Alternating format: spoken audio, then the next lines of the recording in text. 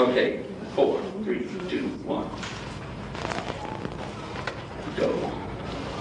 Bismillahirrahmanirrahim. You're listening to Today Islam, and we're broadcasting almost live, all the way from the island of Curacao, just north of Venezuela. We're in the Caribbean, and to say the least, it's quite amazing and a lot of fun while we're here.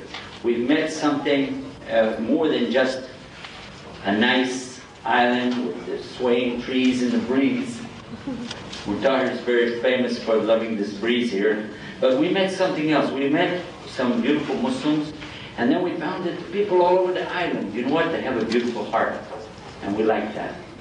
It made you feel good, you know, to just, anybody you stop and ask them any question, it was very warm and open. And having spent a lot of time in Washington, D.C. and in New York, you can imagine the contrast. When, I don't even want to go into what you would expect if you ask somebody in New York where to go, they'll tell you very quick. In any case, we'll move forward. We want to today talk about an important subject, and that subject is God. Because no religion is complete without God. But for those who believe in God, they need to realize that they have a big enemy. A common enemy for all those who believe is the one who disbelieves. The one who would take people away from belief. And we call him the devil in English, or Diablo in Spanish, Iblis in the Arabic language. Same character, same guy, no difference. So let's first begin with that subject rather than to talk about a specific religion. Is there a God, and how can we know?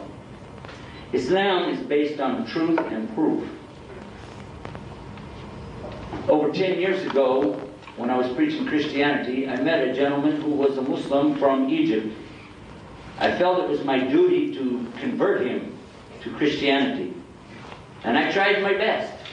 And look what he told me one day. He said, you know, if your religion is better than my religion, I'm willing to accept it.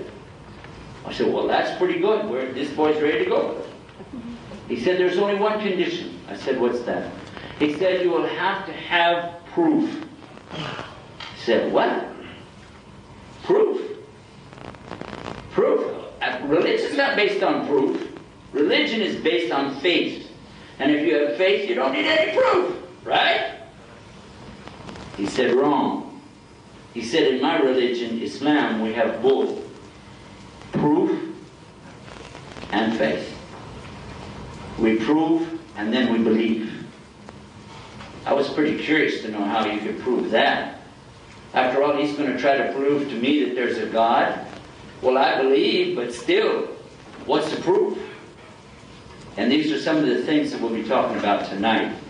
So I'll begin with the name of Allah, Bismillahirrahmanirrahim, and begin to tell you what Allah subhanahu wa ta'ala, God Almighty, has told us about His creation. He told us in His book that He's the one. Hu Alladhi, He is the one. He created samawati wal ard, the heavens and the earth, in sittul yawm, 6 periods of time or days. Thumma, and then astawa ala al-arsh, and then He rose above His throne. So this may be similar to what you already believe, but this is in the Holy Quran. And suppose that a child would look up to the stars in heaven one night and say to his daddy, Daddy, where did all this come from? It's a good question. When we think about the universe and all of its magnificence, it's easy to become overwhelmed at the design and the organization we see. And scientists have been studying the universe most recently with the help of what they call the Hubble telescope. And now they tell us that there are more than 250 billion galaxies. Then you know how many zeros it takes to make a billion? Yes. You must write a lot of big checks. And each one of these galaxies contains about 300 billion stars.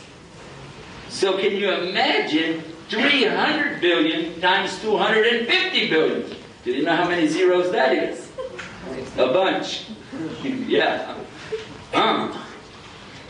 I tried to figure it out, and it came up with something like 12 zeros, and I didn't know what to say except whoops. It's 75 something. But what? I don't know, but a whole bunch of zeros. And imagine, anybody can observe and recognize that these solar systems are operating within specific laws, and they are in a particular order. And so the only conclusion that you can come to while you're looking at these stars, and looking at the galaxy, looking at the universe, you have to conclude that there's some kind of plan or a design and a balance to every part of the universe. That same child might look at a picture of the earth on the wall or a globe on the teacher's desk and then ask, well, where did the earth come from? How did the earth get here? Another good question. You see, our earth is only a tiny part of the universe.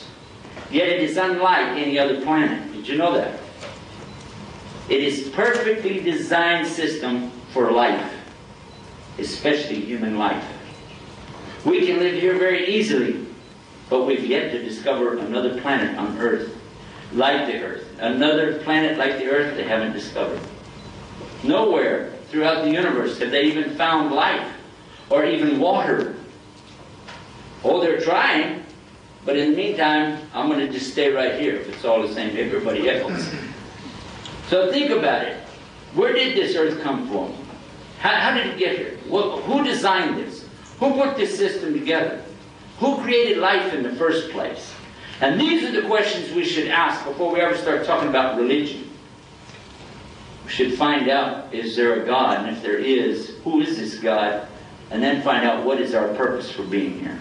Because if we haven't done that, we don't have any business asking somebody about what their religion's all about or what day they worship. Doesn't really make sense. And again, think. What about life itself? Where did the human life come from? Where do plants and animals come from? Suppose a child asked that question. What would we tell them? Well, I'd like to reflect on something. That if you see an automobile go down the street, you do not have to see the place that manufactured the automobile to know that it's a car, do you? Do you have to go watch them make it before you'll get in and drive it? No, of course not. Do you have to see a chef prepare the food before you eat it? No, they set it on the table, you assume it's food, you eat it.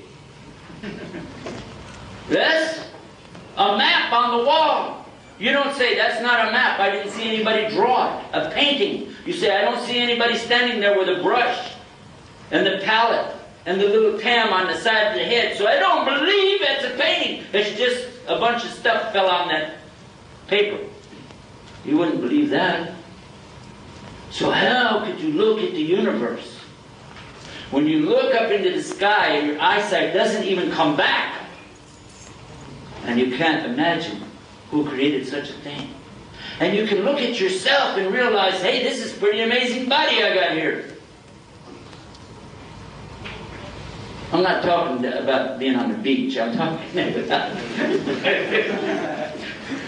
This is not bikini night here. What I'm talking about is that suppose you cut yourself. If you cut the body, if you get a cut on there, how does it heal? How does that know how to come back together?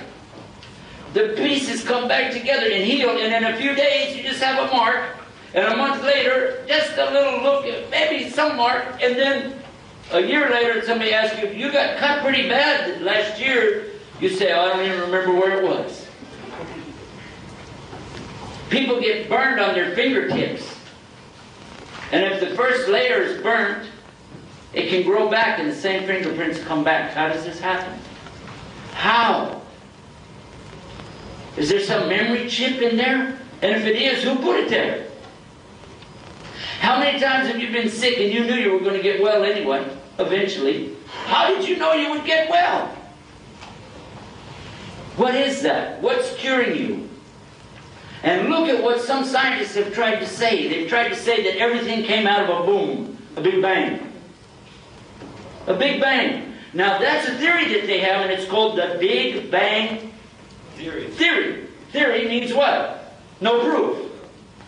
It's an idea. But more people today have accepted that theory than they have accepted the fact that there is a God.